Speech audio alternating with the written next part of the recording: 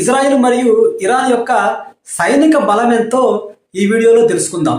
2026 global fire power index ప్రకారం Israel 15వ స్థానంలో ఉంటే ఇరాన్ 16వ స్థానంలో ఉంది. రెండు దేశాల యొక్క జనాభాను పరిశీలిస్తే ఇరాన్ జనాభా ప్రస్తుతం ఉన్నటువంటి సమాచారం ప్రకారం 8,80,00,000 అంటే దాదాపు 9 కోట్లు. అదే సందర్భంలో ఇజ్రాయిల్ జనాభా 94 లక్షలు అంటే దాదాపు 1 కోటి. అంటే జనాభా పరంగా చూస్తే ఇజ్రాయెల్తో పోల్చినప్పుడు ఇరాను బలమైనటువంటి దేశంగా కనిపిస్తోంది. రెండు దేశాల్లో ఉన్నటువంటి సైనికుల యొక్క సంఖ్యను పరిశీలిస్తే ఇరాన్లో దాదాపు 6,10,000 మంది యాక్టివ్ సైనికులు ఉన్నారు. అదే ఇజ్రాయిల్లో 1,70,000 మంది యాక్టివ్ సైనికులు ఉన్నారు. ఇక రిజర్వ్ సైనిక బలాన్ని పరిశీలిస్తే ఇరాన్ దగ్గర దాదాపు 3,50,000 మంది రిజర్వ్ సైనికులు ఉన్నారు.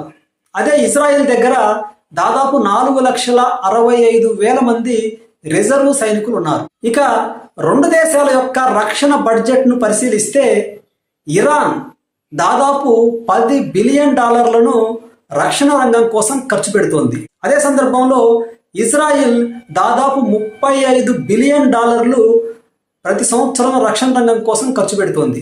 అంటే రక్షణ రంగం పైన చేస్తున్నటువంటి ఖర్చును చూస్తే ఇరాన్ కంటే ఇజ్రాయిల్ ముందుందని చెప్పొచ్చు. యుద్ధ విమానాల సంఖ్యను పరిశీలిస్తే ఇరాన్ దగ్గర 551 యుద్ధ విమానాలు ఉన్నాయి. అదే ఇజ్రాయిల్ దగ్గర 612 యుద్ధ విమానాలు ఉన్నాయి. ఇక యుద్ధ ట్యాంకులను పరిశీలిస్తే ఇరాన్ దగ్గర 2,675 యుద్ధ ట్యాంకులు ఉన్నాయి.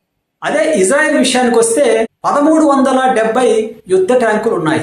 ఇరాన్ దగ్గర దాదాపు 1,550 క్షిపణి లాంచర్లు ఉన్నాయి. అదే ఇజ్రాయెల్ దగ్గర కేవలం 228 క్షిపణి లాంచర్లు ఉన్నాయి.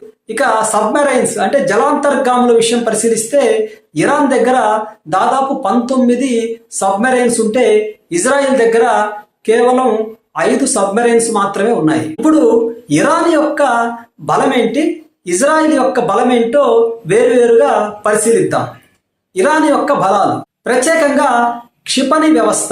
మధ్యప్రాచ్యంలోనే అతిపెద్ద మరియు వైవిధ్యమైనటువంటి బాలిస్టిక్ క్షిపణి వ్యవస్థ ఇరాన్ దగ్గర ఉంది. ఇరాను సుదూర లక్ష్యాలను కూడా ఛేదించగలిగేటువంటి క్షిపణి సామర్థ్యాన్ని కలిగి ఉంది. ఇక ఇరాన్ యొక్క మరొక ప్రధానమైనటువంటి బలం డ్రోన్ సాంకేతిక వ్యవస్థ అంటే డ్రోన్లు.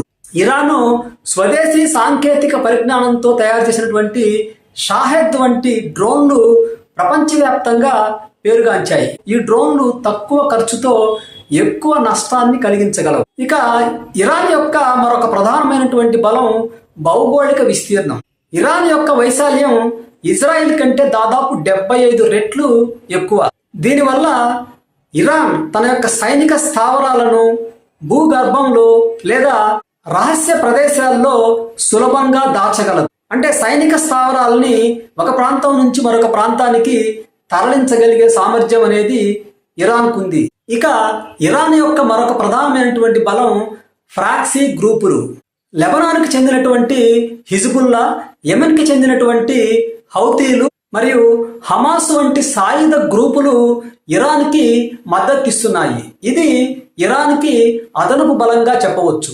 ఇక ఇజ్రాయెల్ యొక్క బలాలను పరిశీలిస్తే అత్యున్నత స్థాయి సాంకేతికత.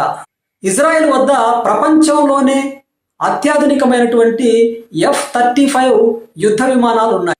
వీటిని శత్రు దేశాల యొక్క రాడార్లు గుర్తించడం చాలా కష్టం. ఇక మరొక ముఖ్యమైనటువంటి బలం వైమానిక రక్షణ వ్యవస్థ ఎయిర్ డిఫెన్స్ సిస్టమ్.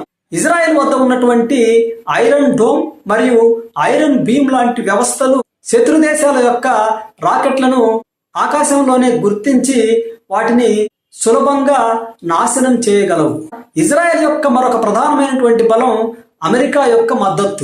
అమెరికా నుండి ఇజ్రాయెల్కు భారీ సైనిక మరియు ఆర్థిక సహాయం అందుతోంది. దీనివల్ల ఇజ్రాయెల్ ఎప్పుడు అత్యంత ఆధునికమైనటువంటి సైనిక వ్యవస్థని కలిగి ఉంటుంది. ఇక ఇజ్రాయెల్ యొక్క మరొక ప్రధానమైనటువంటి బలం సైబర్ వార్ఫేర్. ప్రపంచంలోనే సైబర్ దాడులు చేయడంలో మరియు శత్రు దేశాల యొక్క వ్యవస్థల్ని నిర్వీర్యం చేయడంలో ఆరితేరిన దేశంగా ఇజ్రాయిల్కు పేరుంది. ఇక ఇప్పటికే ఇజ్రాయిల్ 80 నుండి 400 వరకు అణు సామర్థ్యం కలిగినటువంటి క్షిపణుల్ని కలిగి ఉంది. అంటే ఇజ్రాయిల్కి ఆల్రెడీ అణు సామర్థ్యం ఉంది. అయితే ఇప్పుడు కొత్తగా ఇరాను అణు సామర్థ్యాన్ని పొందటానికి ప్రయత్నం చేస్తుంది.